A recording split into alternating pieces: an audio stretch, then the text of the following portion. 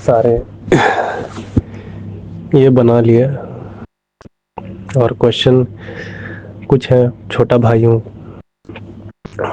ज़्यादा शायद अकल नहीं है, लेकिन आप लोग यहाँ पे दुर्गा पूजा सेलिब्रेट कर रहे हैं तो छोटे बच्चे की दिमाग में जिस तरह के क्वेश्चंस आते हैं उनकी क्लैरिटी चाहता हूँ, क्योंकि 20 क्रॉस हो गई, अभी एज 22 हो गया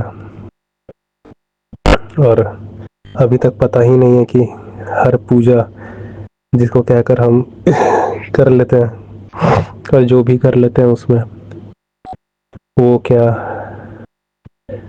क्या है। दुर्गा पूजा कहते हैं, लेकिन क्या हमें पता है कि दुर्गा का सबसे पहले जिक्र, इस शब्द का, इस नाम का, एक देवी के रूप में जिक्र सबसे पहले बार कब आता है? और वो जो किताब है वो श्रुति है या स्मृति है? और हिंदू धर्म खुद कौन से खंड को सबसे ज़्यादा प्योर खंड घोषित करता है अपने फिलॉसफी का?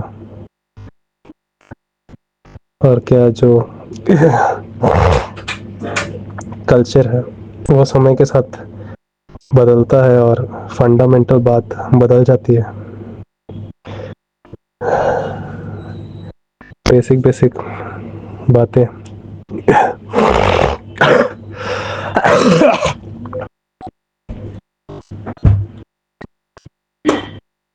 दुर्गा सबसे पहले किस किताब के द्वारा अपीयर होती है हिंदू धर्म में? वो स्मृति है या श्रुति है? कौन से श्रुति ग्रंथ का हवाला देती है? कौन से श्रुति ग्रंथ का ही मैसेज को आगे पहुंचाती है? और क्या आज हम सब उस तरह इस पर्व को मना रहे हैं? क्या वो किताब सांकेतिक है या संवादिक है?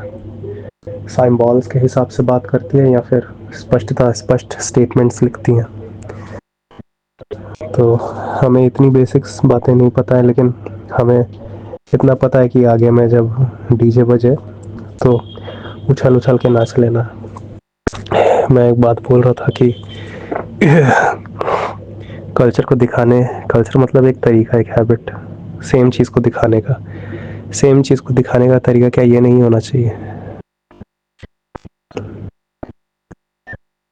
मतलब क्यों आप लोग सब खुद ही ऐसा कर रहे हैं कि पुराने वक्त में डीजे सेट नहीं हुआ करते थे और अब डीजे सेट्स आ चुके हैं और आप उसमें वो नहीं बजा रहे हैं जो कि दुर्गा सप्तशती का प्योर मैसेज है, लेकिन आप दुर्गा पूजा करना चाहते हैं।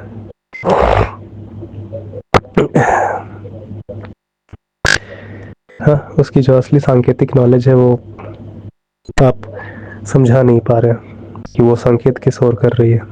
प्रकृति को बचाने के तरीके, प्रकृति क्या है और माँ को, प्रकृति को माँ क्यों कहा है, हमने औरत का शरीर क्यों दिया है, ये सारी कुछ सांकेतिक बातें तक हमें नहीं पता है। हमें संवाद और संकेत के बीच का डिफरेंस नहीं पता है, लेकिन हम दुर्गा पूजा शब्द जब भी यूज करते हैं तब रस्सियों के ऊपर जलेबी टांग के जलेबी रेस करते हैं। मैंने ये सब होता हुआ देखा है। हम रात को उसी पंडाल के आगे चेयर को एक के बाद एक फेस करके उसके अराउंड घूम के तेजी से बैठने वाला गेम खेलते हैं और फिर वहां पर ही अवेयरनेस को बढ़ाने की जगह उल्टा और घटाने वाले गाने बनते रहते हैं, जो कि बातों को घुमा घुमा कर गाते हैं। मज़ा बहुत आता है, बिना ये समझे कि मज़े को भी समझा जाता है, क्योंकि महिषासुर को मज़ा आ रहा था, क्योंकि महिषासुर बिना ये समझे कि ये जो मज़ा है ये उसको हर वक्त बेचैन रखा हुआ है और इससे जो वो हर समय उसको कष्ट महसूस करवा रहा है, और जब वो भोग कर भी रहा है राज्य का, सिंहासन का, उसके बाद भी ये कभी नहीं मिटता। अगर इतने देर में समझ गया तो शायद देवी को खुद आने की जरूरत नहीं पड़ती। क्या हम सब ये समझ रहे हैं? और देवी प्रकृति है।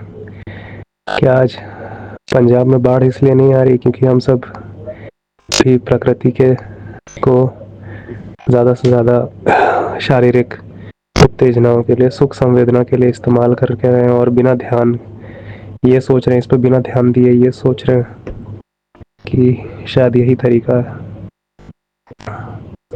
शांति पाने का, और बिना ये समझे कि हम लोग बस सोच रहे हैं। वरना जो चीज़ हमारे लिए ज़रूरी नहीं वो चीज़ हमारे लिए ज़रूरी नहीं है।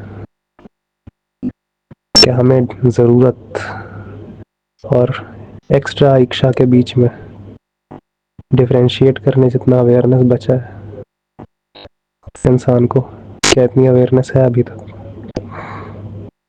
दुर्गा सप्तशती इस चीज़ के बारे में बात करती है, लेकिन कितनों ने पढ़ी इस बार?